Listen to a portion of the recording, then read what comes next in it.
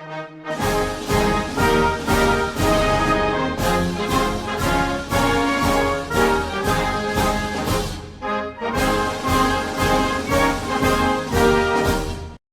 matin, je reçois M.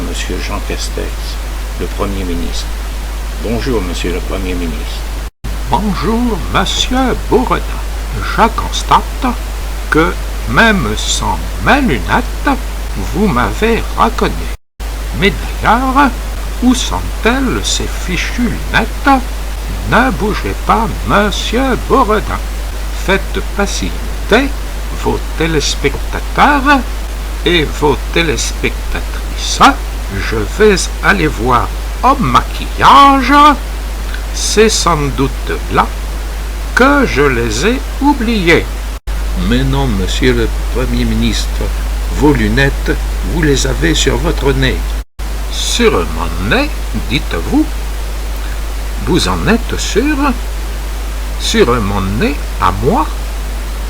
Mais alors, si, comme vous le dites, je les ai sur mon nez à moi, ces lunettes que j'ai perdues, maintenant, je comprends parfaitement que vous m'ayez reconnu.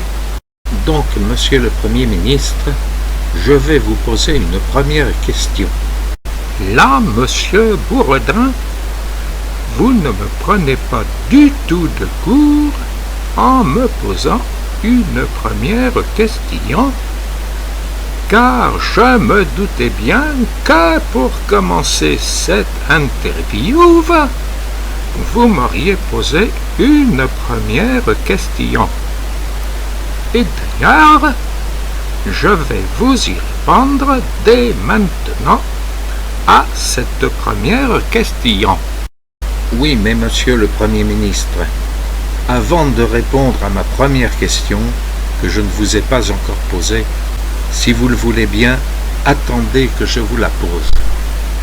C'est comme vous le voulez, Monsieur Bourdin. Si vous trouvez que c'est mieux comme cela, c'est vous qui menez l'interview, et si vous tenez absolument à me poser votre première question, avant que j'y réponde, je n'y vois aucun inconvénient. Donc, je vous écoute. Posez votre première question, Monsieur Bourdin. Monsieur le Premier ministre, tous les médecins sont très inquiets de voir que l'hôpital n'arrive plus à faire face à l'affluence des malades de la Covid. Que pensez-vous faire? Cher Monsieur Bourdin, pour que vous compreniez la situation dramatique dans laquelle se trouvent nos hôpitaux, et pour que tous les Français et toutes les Françaises comprennent également cette situation, il nous faut prendre les choses par le début. Cette situation dramatique dans laquelle se trouvent nos hôpitaux vient très largement du fait qu'au début de cette pandémie, nous ne connaissions rien de cette pandémie. La communauté scientifique elle-même ne connaissait rien de cette pandémie. Et il nous a fallu prendre les mesures les plus adaptées à cette situation nouvelle. C'est ainsi que plus il y avait de malades qui arrivaient dans nos hôpitaux, et plus nous fermions de lits. De cette manière, nous arrivions à réduire le nombre de malades. Ainsi, nous avons fermé plus de 5700 lits depuis le début de cette pandémie jusqu'au jour où le Conseil scientifique nous a dit que cette méthode n'était sans doute pas la plus efficace pour lutter contre cette pandémie. Aussi, avec Monsieur le Président de la République, nous avons pris la décision courageuse de suivre les conseils du Conseil scientifique et de ne plus fermer de lit. Mais, Monsieur le Premier ministre, on entend pourtant dire que chaque jour de nouveaux lits sont encore fermés dans les hôpitaux. Cher Monsieur Bourdin, cette situation dramatique vient très largement du fait qu'il n'était pas raisonnable que les soignants et les soignantes ne soient pas tous et toutes vaccinés et vaccinées. Aussi, devant la réticence de beaucoup d'entre eux et d'entre elles, avec Monsieur le Président de la République, nous avons pris la décision courageuse de rendre la vaccination obligatoire pour tous et toutes elles et eux. Très bien, Monsieur le Premier ministre. Mais et alors? Et alors, Monsieur Bourdin?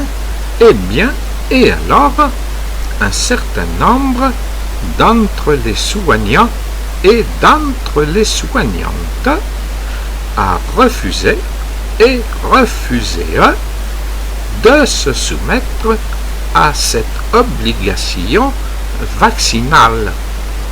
Si bien qu'avec Monsieur le Président de la République, nous avons pris la décision courageuse de mettre à pied et de priver de leur salaire tous ceux et toutes celles qui ne seraient pas vaccinés et vaccinées. Oui, mais et alors, Monsieur le Premier ministre? Eh bien alors, Monsieur Bourdin, dans nos hôpitaux, nous avons rapidement manqué de soignants et de soignantes pour s'occuper de tous les lits. Dans ces conditions, le Conseil scientifique nous a dit qu'il n'était pas raisonnable de recevoir des malades de cette pandémie dans des lits sans soignants ni soignantes pour s'en occuper. Dans ces conditions, et dans ces conditions seulement, avec Monsieur le Président de la République, nous avons pris la décision courageuse d'écouter les conseils du Conseil scientifique et de fermer les lits dont aucun soignant ni aucune soignante ne pouvait s'occuper. En effet, Monsieur le Premier ministre, c'est là une décision courageuse. Mais j'ai une deuxième question à vous poser.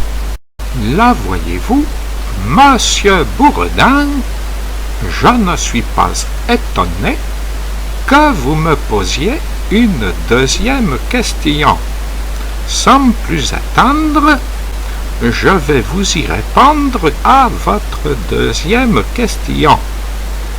Donc, Monsieur Bourdin, pour que vous compreniez ma réponse à votre deuxième question, il nous faut prendre les choses par le début, de sorte que vos téléspectateurs et vos téléspectatrices comprennent bien que... Oui, mais si vous le voulez bien, Monsieur le Premier ministre, avant toute chose, et avant que vous y répondiez, Je vais vous la poser, ma deuxième question. Ah oui, c'est vrai. Monsieur Bourdin, vous êtes toujours aussi impatient de poser vos questions. Alors, allez-y, posez-moi votre deuxième question pour que je complète ensuite la réponse que je viens de commencer à y faire. Monsieur le Premier ministre, voici ma deuxième question.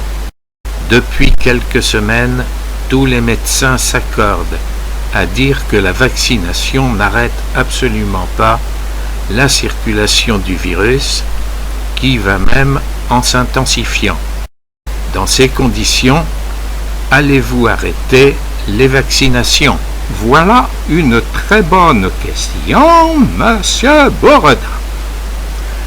Il est vrai que pour une fois, tous les médecins et toutes les médecines sont unanimes pour dire que la vaccination n'arrête absolument pas la circulation du virus et que les vaccinés et les vaccinés sont tout aussi contagieux et contagieuses que les non-vaccinés et les non-vaccinés.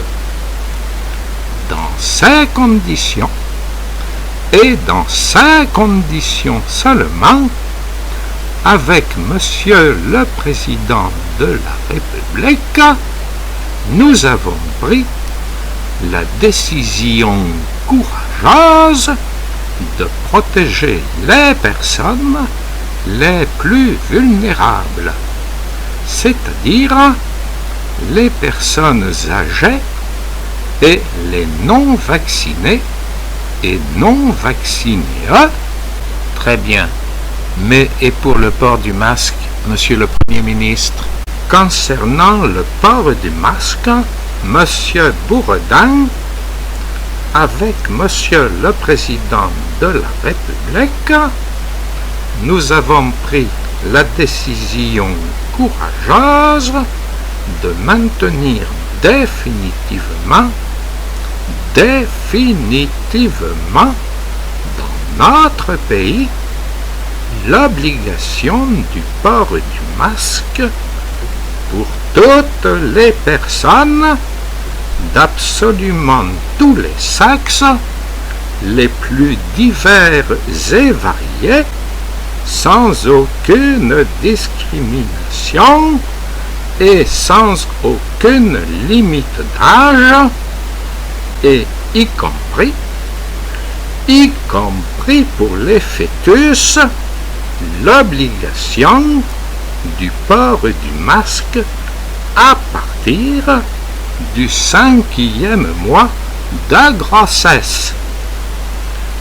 Monsieur Bourdin, vous n'avez pas vu mes lunettes? Je les ai encore perdues. Mais non, Monsieur le Premier ministre, vos lunettes, vous les avez sur votre nez.